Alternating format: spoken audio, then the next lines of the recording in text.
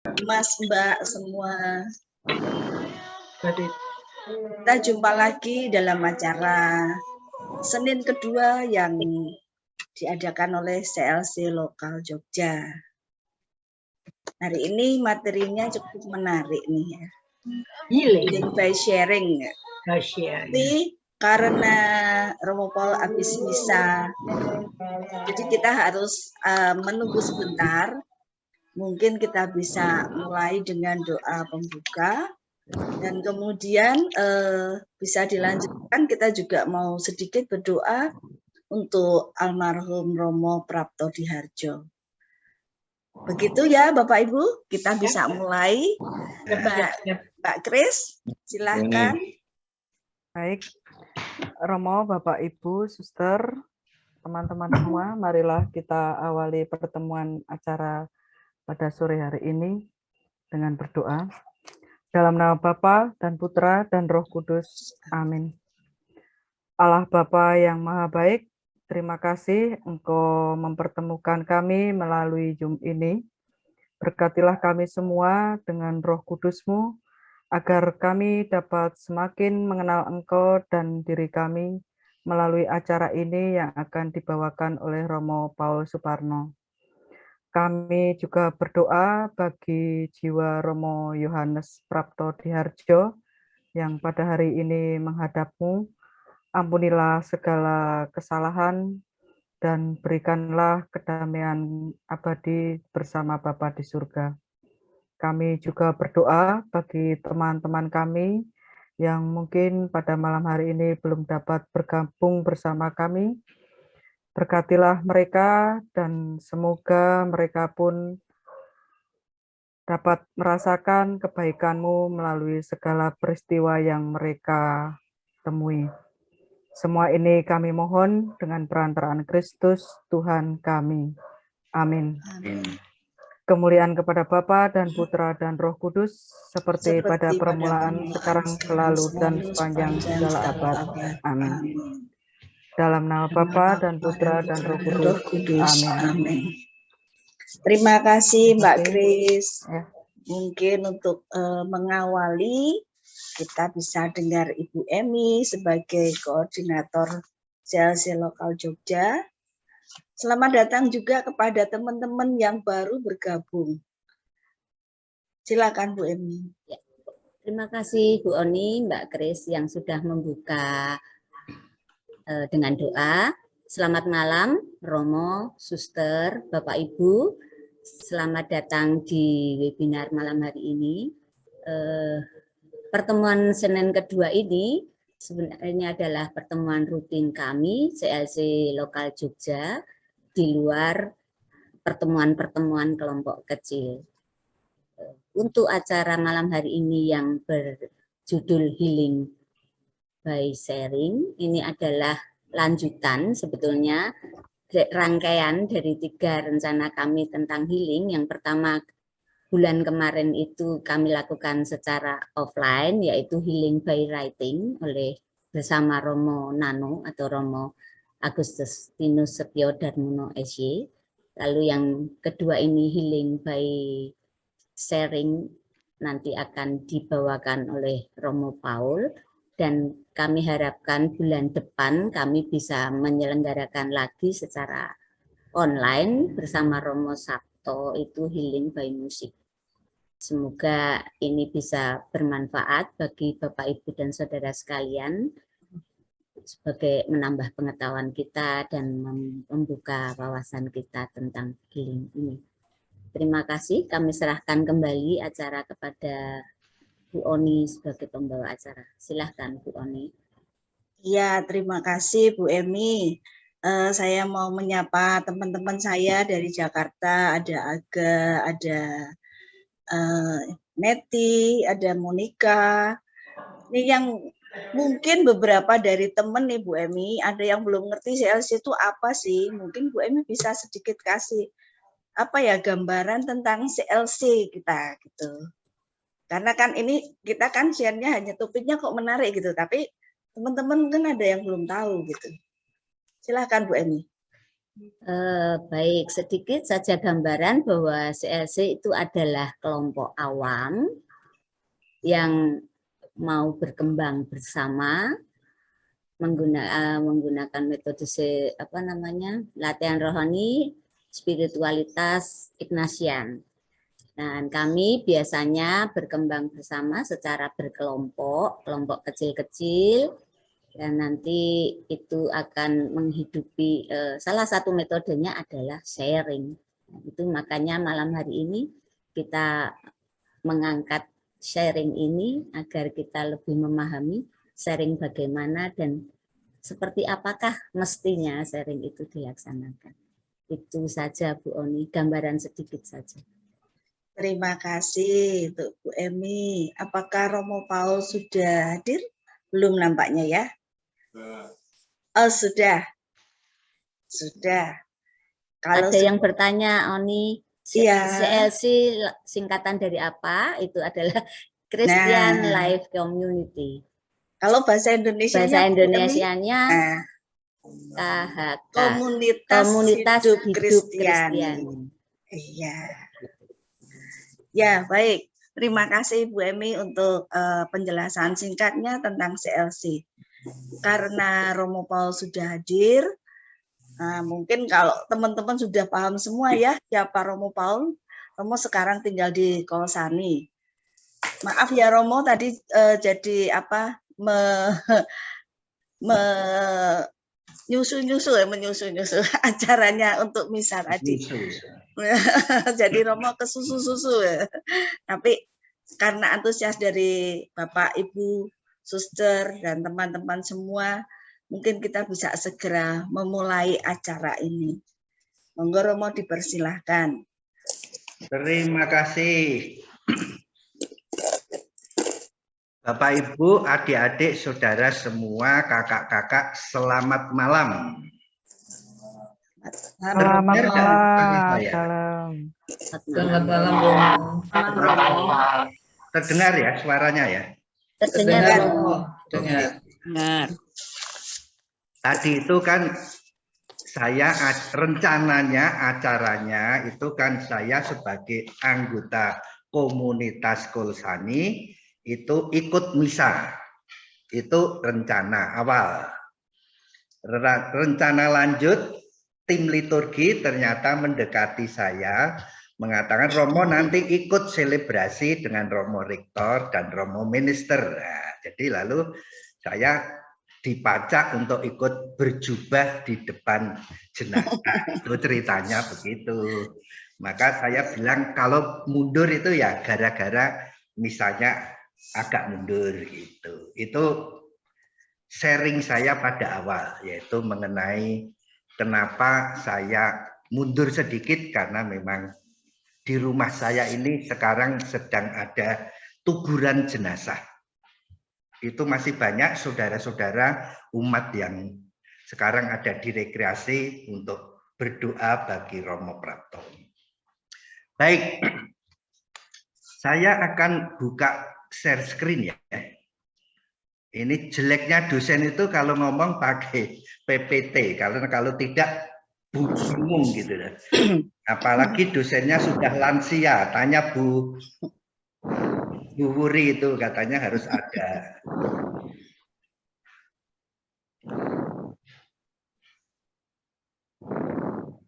Itu suara tadi ya? Enggak tahu tuh. Mas Heri boleh cek. Oke. Teman-teman, saudara, Bapak, Ibu, mungkin untuk sementara bisa di-mute dulu ya. Sambil kita mendengarkan Romo Paul. Ini PPT-nya sudah jalan belum? Sudah kelihatan, Romo? Sudah kelihatan. Sudah, Romo. Sekarang dicek lagi. Sudah kelihatan jadi ya? Ya.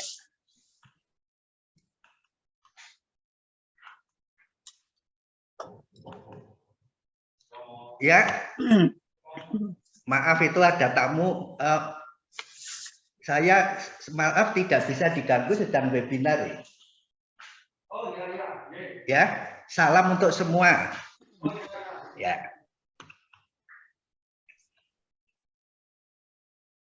Oke, sudah kelihatan ya? Sudah, Romo. Terima kasih. Tadi Bu Eni ngomong bahwa ini urutan mengenai healing dan rencana ke depan ada healing dengan musik. Sebenarnya bisa nanti singing as healing, ya, jadi menyanyi untuk penyembuhan.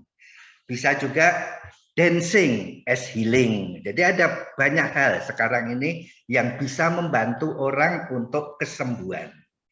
Tapi khusus sore ini saya mau bicara soal sharing as healing. Yang ingin saya omongkan secara singkat maupun panjang adalah ini. Jadi saya mau ngomong mengenai contoh-contoh sharing sebagai penyembuhan, lalu bagaimana sharing sebagai penyembuhan sendiri, berbagai bentuk sharing penyembuhan, lalu metode yang biasa dipakai, dan ajaan supaya kita mau jadi penyembuh bagi teman-teman termasuk diri kita sendiri lewat sharing gitu. Saya ambil beberapa contoh dan Bapak, Ibu, saudara-saudara bisa lihat sendiri dari pengalaman hidup Anda dari kecil sampai sekarang. Saya ambil contoh yang pertama, yaitu Buliawati. Namanya tentu pasti bukan nama sesungguhnya. Buliawati ini anak SD yang ternyata dibully oleh teman-temannya. Dia sedih, merasa berat. Di rumah sering hanya diem saja. Tidak berani cerita kepada bapak ibunya. Jadi situasinya adalah situasi dia tertekan. Bahasa orang tua, dia sebenarnya stres. Tapi apa yang menarik adalah di saat dia berani cerita pada ibunya, pasti yang memulai bisa saja ibunya. Ibunya bertanya, "Loh, kamu kok diam saja, ada apa?"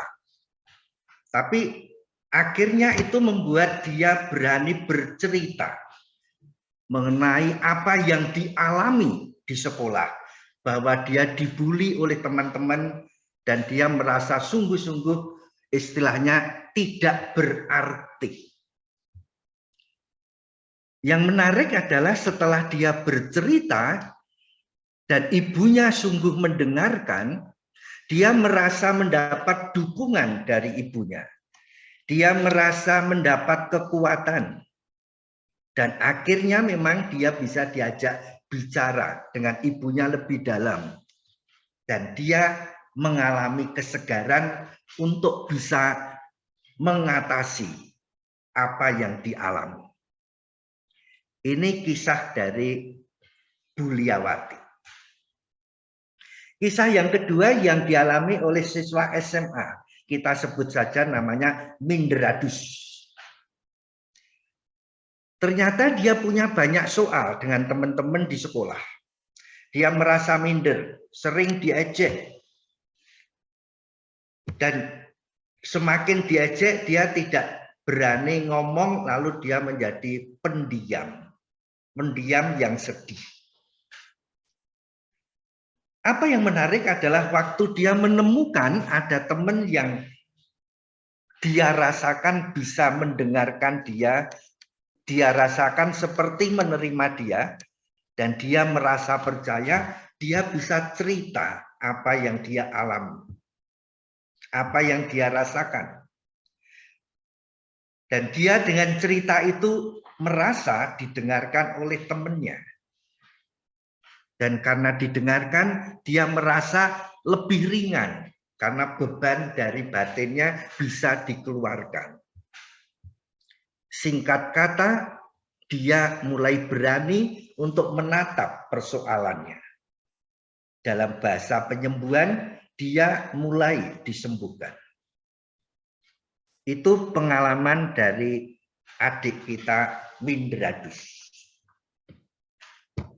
Contoh lain adalah pengalaman seorang mahasiswi. Kita sebut namanya hamiliwati. Dari namanya sudah jelas persoalan yang dihadapi. Mahasiswi ini hamil di luar nikah.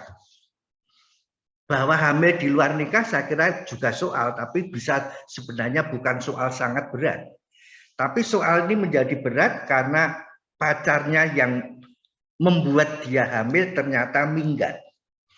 Jadi tidak mau bertanggung jawab.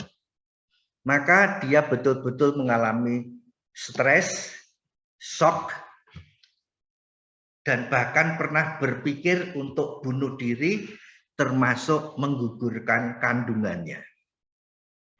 Karena dia merasa sangat malu. Apa yang membuat dia akhirnya bisa menyembuhkan? Yaitu waktu dia berani bercerita pada teman dekat. Apa yang dialami, dirasakan, dan seterusnya. Dia menjadi lega. Dia merasa mendapatkan kekuatan. Bahkan yang menarik, setelah dia sering banyak curhat dengan sahabatnya ini, dia punya keberanian untuk menanggung semua yang dialami. Jadi akhirnya memang dia tidak menggugurkan kandungannya, memang kandungannya nantinya mau kalau lahir dititipkan di panti asuhan. Dan dia menjadi semakin kuat, semakin sembuh istilahnya. Pada waktu dia mengungkapkan itu kepada orang tuanya, ternyata awalnya dia begitu takut, jangan-jangan orang tuanya tidak menerima dia. Ternyata kedua orang tuanya bisa mengerti, menerima dia. Maka dia menjadi semakin lega. Singkatnya memang dia akhirnya tersembuhkan. Contoh berikut adalah saya sebut suster Stressisia. Dia seorang suster junior yang memang sedang mengalami stres. Merasa tidak dipercaya oleh pimpinannya di komunitas. Pekerjaannya kacau. Bahkan sampai galau dengan panggilannya. Berminggu-minggu dikatakan dia diam, tidak bersemangat, lesu. Kekuatan didapat dari mana? Di saat dia merasa didengarkan oleh pembimbing, sehingga dia berani mengungkapkan semua yang dialami yang menjadi beban di dalam hidupnya. Dan dengan mengungkapkan itu semua, dia merasa lega, merasa lebih tenang, dan memang akhirnya mau diajak untuk melihat persoalannya lebih mendalam. Dan akhirnya bisa menemukan semangat untuk hidup. Dan menemukan semangat untuk hidup adalah tanda kesembuhan.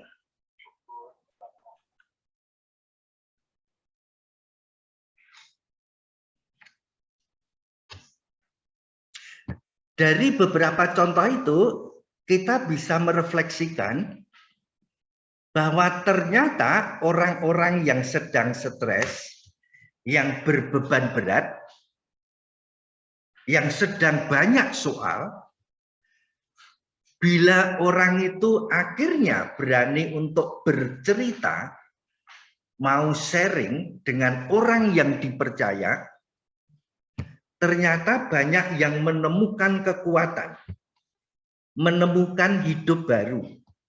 Dalam bahasa model orang sakit, dia menemukan kesembuhan. Secara psikologis memang kita tahu bahwa orang-orang yang sedang stres, yang sedang berbeban berat, sebenarnya memang membutuhkan kelegaan dari beban yang dirasakan di dalam hatinya, yang dialami di dalam hidupnya. Bahwa itu beban itu inginnya itu kan dikeluarkan supaya menjadi lega hatinya. Dan itu memang hanya mungkin untuk dikeluarkan bila ada orang lain yang dia percaya, sehingga dia bisa curhat, dia bisa cerita. Kalau tidak menemukan orang di mana dia percaya, maka orang juga tidak akan berbagi, orang tidak akan sharing. Dari beberapa penelitian memang ditunjukkan, orang yang berbeban memang ingin didengarkan, ingin dimengerti, ingin didukung. Beberapa memang ingin disembuhkan. Dan dari beberapa penelitian psikologis dan rohani, ternyata juga ditemukan bahwa berani membicarakan apa yang dialami kepada orang lain yang kita percaya, itu ternyata menjadi salah satu obat yang ampuh untuk memproses dan mengatur emosi kita yang sering tidak teratur, yang membuat kita berbeban atau sakit. Sering dikatakan semakin kita banyak berbagi, yaitu berani curhat, sungguh mendalam, semakin kita dapat saling membantu untuk menyembuhkan diri. Maka seringkali dikatakan bahwa sharing dapat membantu kita untuk mengatasi banyak masalah, terutama masalah yang lama yang terpendam. Misalnya masalah ketakutan, trauma waktu kecil, ataupun keyakinan-keyakinan yang seringkali membatasi dalam gerak hidup kita. Dan itu seringkali memang cukup banyak yang bisa dibantu untuk dipecahkan, untuk berani ditatap, kalau orang berani bercerita. Dan yang menarik adalah bahwa ini berlaku untuk siapapun. Berlaku untuk anak-anak. Tadi anak yang berani cerita sama maminya. Untuk remaja. Untuk orang dewasa. Untuk orang tua juga sama. Untuk biarawan-biarawati sama. Dan semakin orang istilahnya menutup itu sendiri, biasanya persoalannya lebih lambat untuk bisa dibantu dipecahkan. Saya teringat akan kisah dari penciptaan. Anda boleh tidak setuju dengan gagasan saya dalam hal ini. Di dalam kisah penciptaan bagian kedua, itu yang menarik bagi saya adalah di hadapan Adam, itu dihadapkan semua binatang pada Adam supaya jadi teman dari Adam. Lalu Adam mulai berteman dengan ular, lalu dengan gajah, dengan unta, dengan macam-macam ikan gitu. Semua sudah diajak jadi sahabat teman. Tapi pada akhir dia mengatakan, aku tidak menemukan teman yang sebaya dengan saya, yang setara dengan saya. Jadi dia butuh teman yang setara. Dan oleh Tuhan memang diberi, yaitu Eva, itu adalah teman yang setara, sesama manusia. Setara dalam arti apa?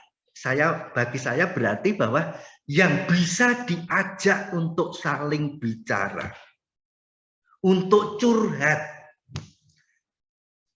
Adam sulit curhat dengan babi meskipun bisa. Bisa mau curhat dengan gajah juga bisa, tapi kok sepertinya nggak mendalam, nggak kena, nggak sungguh kenal. Maka oleh Tuhan diberi teman yang sungguh-sungguh sama. Nah, menurut saya sebenarnya orang bisa menafsir lain, tapi bagi saya sebenarnya mau ditunjukkan manusia ini ternyata butuh teman untuk bicara, untuk bisa mengungkapkan hatinya, dirinya, dan seterusnya. Dan dengan itu bisa saling menguatkan.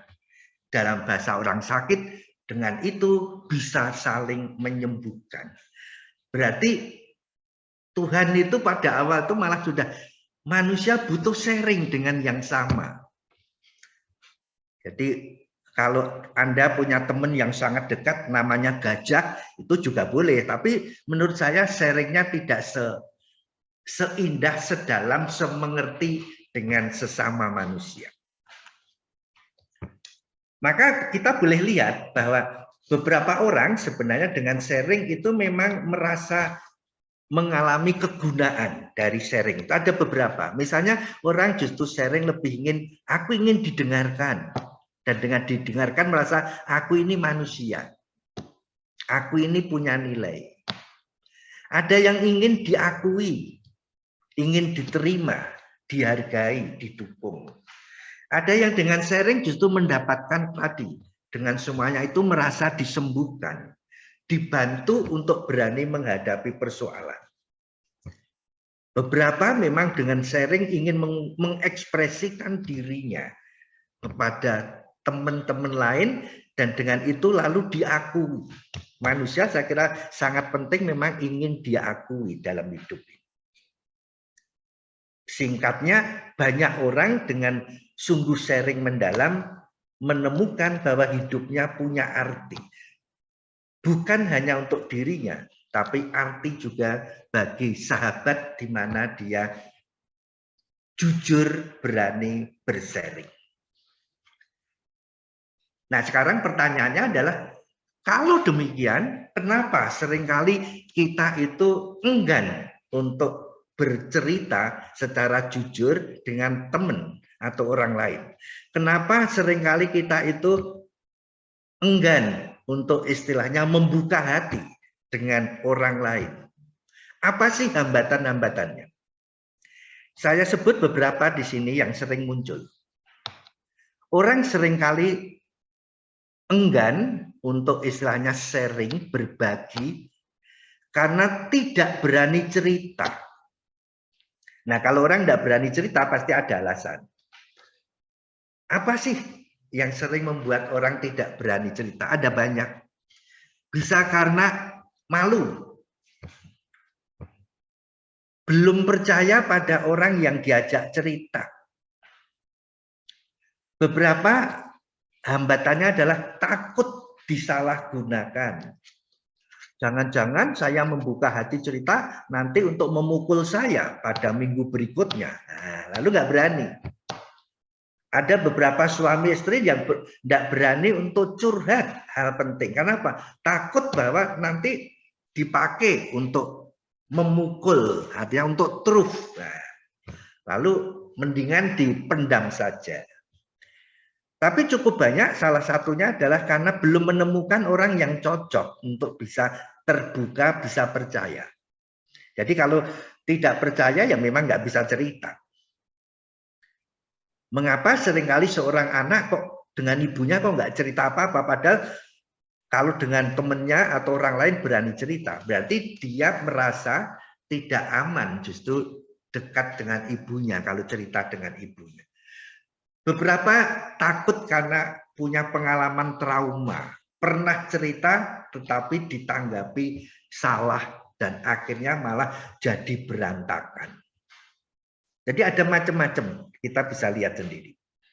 Bisa juga karena sifat karakter orang itu memang orang yang penyendiri, orang yang suka mengisolasi diri, orang yang tidak biasa curhat. Mungkin karena di rumahnya itu budayanya adalah budaya diam.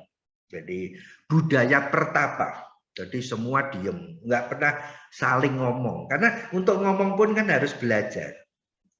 Maka saya seringkali menemukan anak-anak yang sudah biasa berani cerita hal sederhana. Itu pasti oleh orang tuanya di rumahnya dibiasakan bisa cerita. Tapi ada anak-anak yang malah takut cerita karena di rumahnya waktu kecil dilarang cerita. Saya pernah sebagai imam mengunjungi keluarga, ada anak kecilnya datang, anak kecilnya mau tanya sesuatu pada romonya, dimarahi oleh maminya. Kamu nggak usah ngomong, kamu di luar saja. Jadi seakan-akan anak kecil ngomong dengan pastor itu dosa. Nah, anak ini lalu merasa, oh berarti kalau ketemu pastor diam aja. Padahal sebenarnya pengen cerita. Jadi seringkali pendidikan keluarga juga bisa membantu orang tidak terbuka. Beberapa orang takut dihakimi. Cerita terbuka malah habis kamu gitu sih. Harusnya kan tidak gitu. Kamu itu salah tuh. Lo sharing kok malah dimarahi gitu. Nah, ya siapa mau orang mau terbuka minta tolong kok malah dimarahi. Kamu itu salah, itu melanggar undang-undang pasal ini dan itu. Nah, kasihan. Jadi malah dihakimi. Maka ya takut. Ada orang yang takut ditolak oleh orang lain. Aku kalau cerita ini jangan-jangan malah dia merasa aku itu sangat jelek, lalu dia tidak mau dekat dengan saya lagi. Lalu pergi.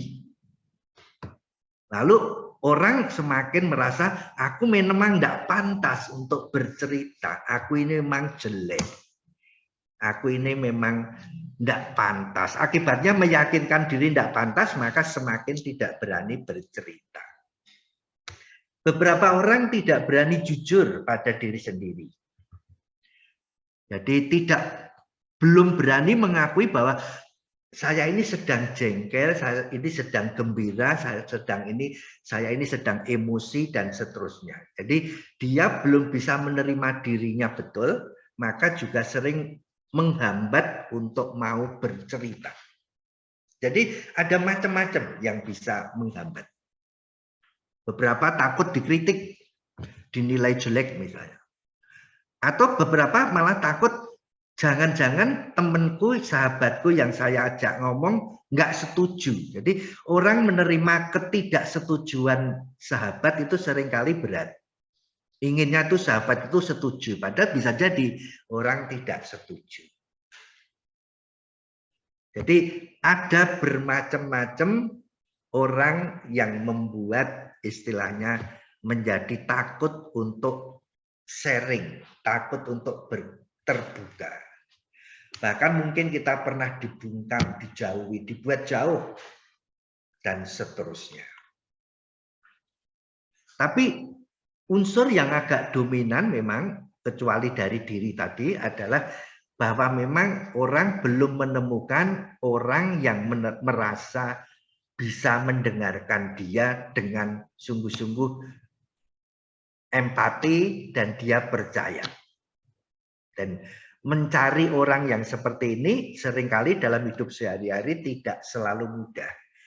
Maka dengan demikian orang tidak berani terbuka, dengan demikian maka juga persoalan yang dihadapi menjadi lebih sulit untuk diatasi, maka persoalan-persoalan makin tambah besar. Maka penting kalau kita ingin mencoba membantu orang seperti ini adalah memang membantu pelan-pelan, karena keterbukaan, kepercayaan tidak bisa sekaligus. Jadi perlu dibantu lebih pelan-pelan. Nah, itu hambatan lebih dari saya yang mau bercerita.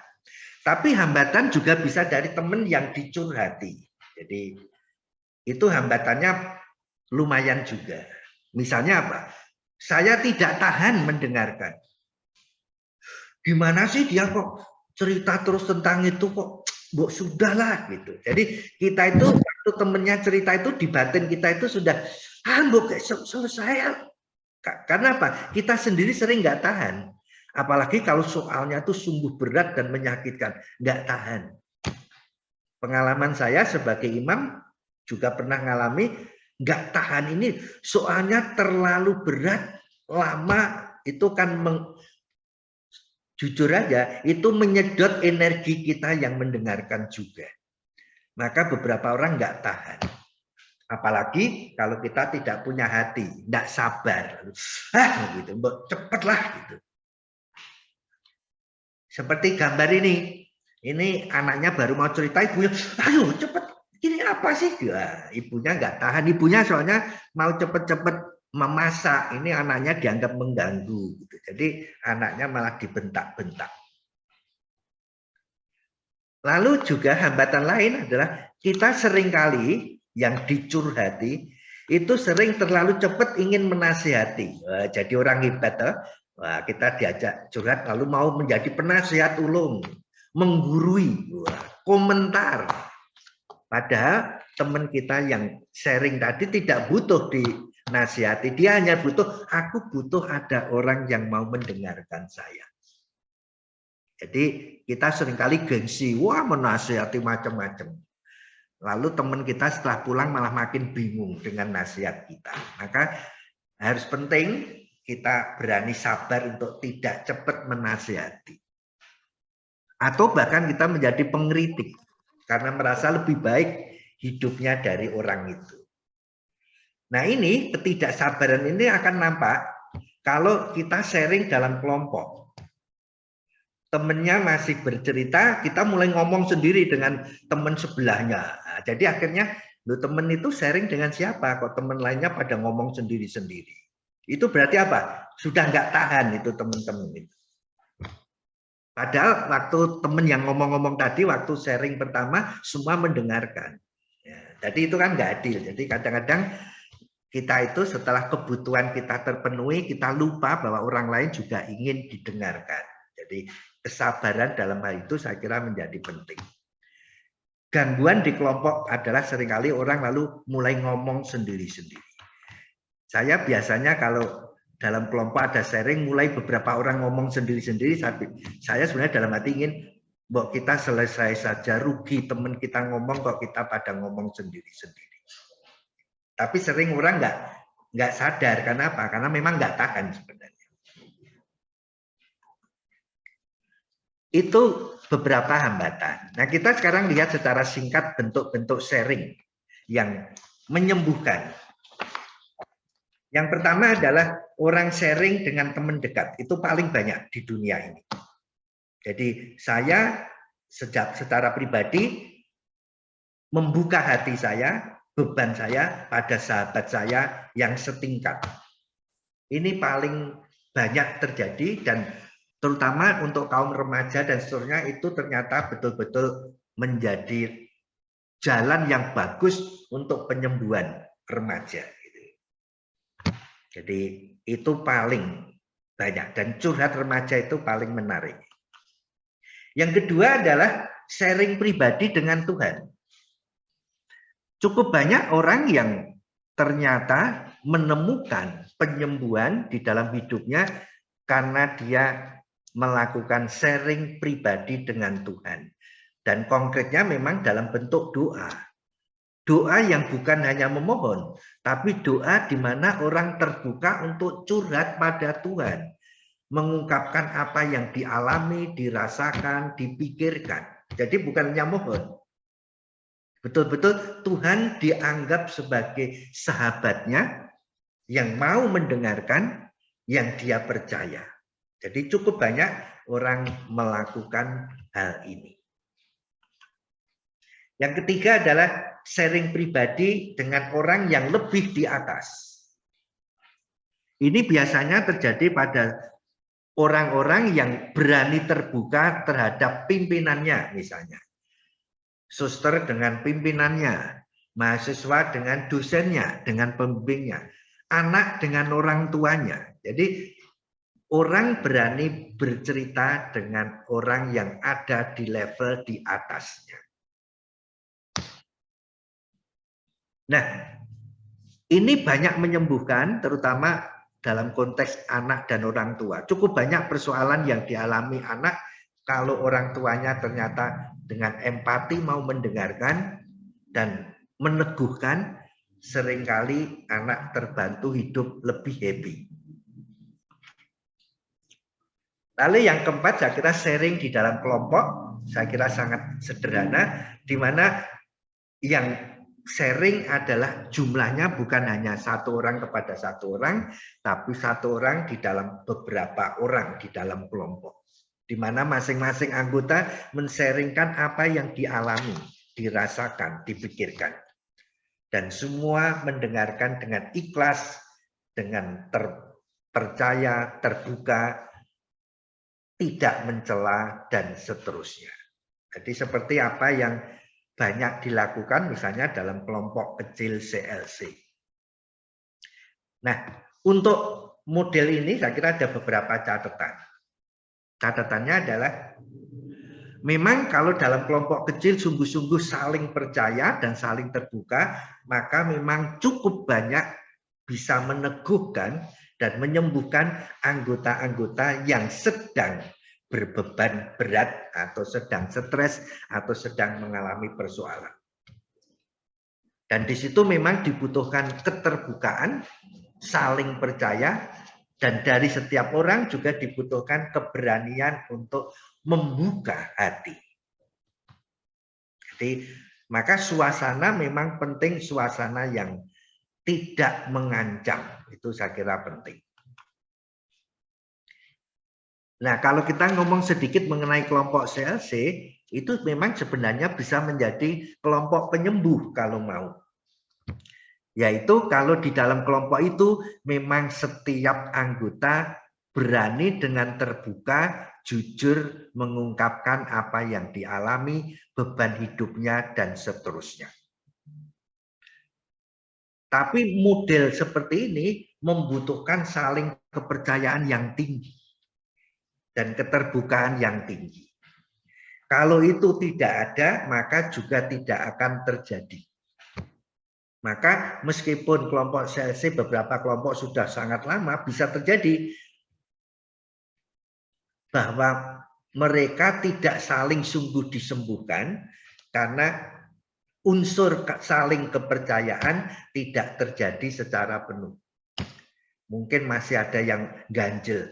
Orang akhirnya ngomong begini, kalau hal ini saya mau curhat, tapi tentang yang ini sorry, enggak.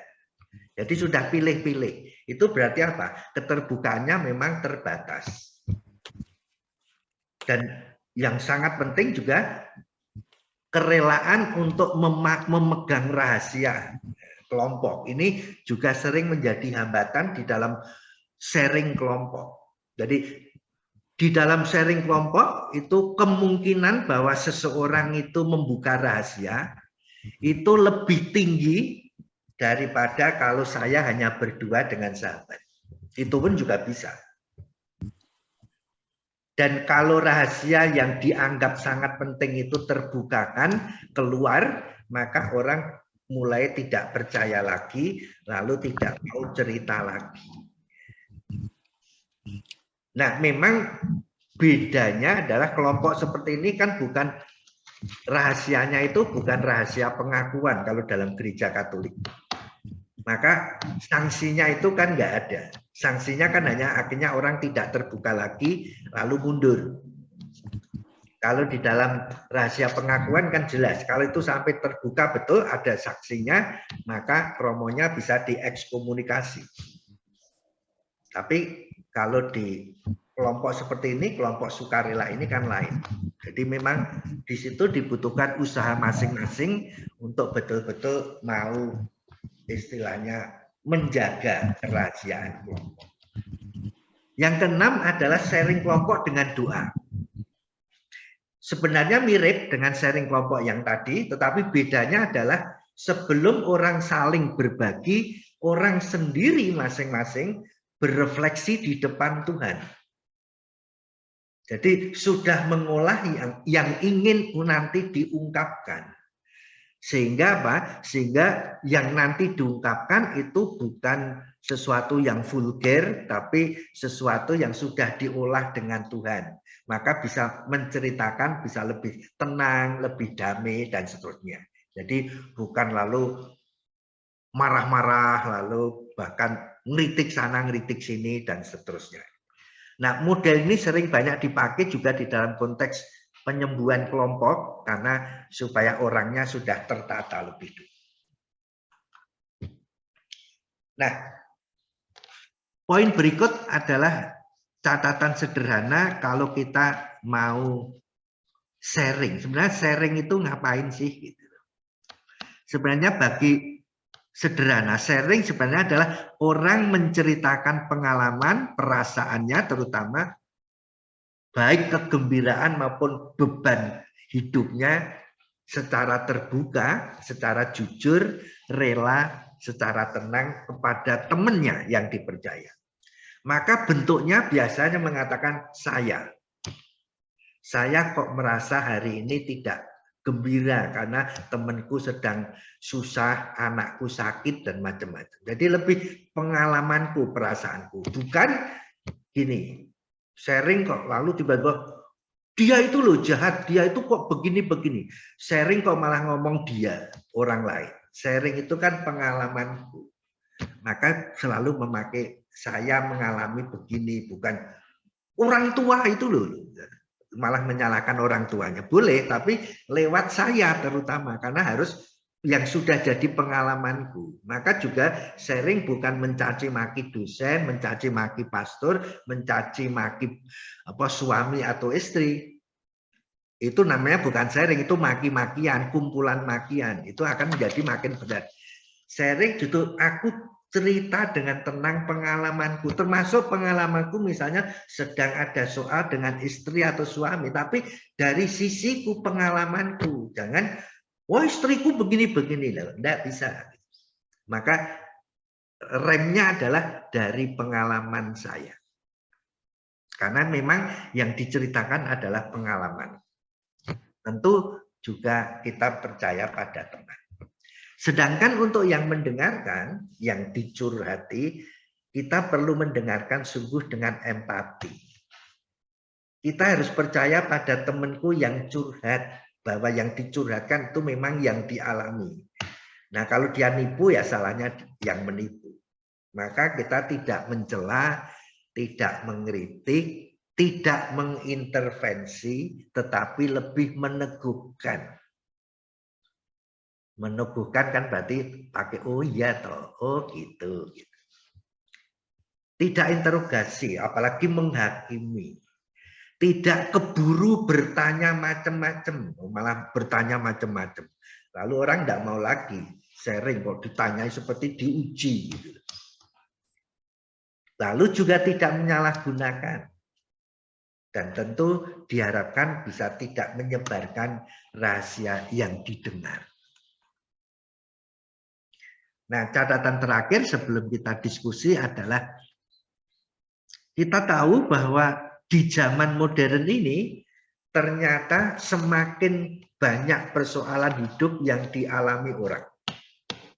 Entah itu di tempat teman kita, keluarga kita, tempat kerja, dan macam-macam.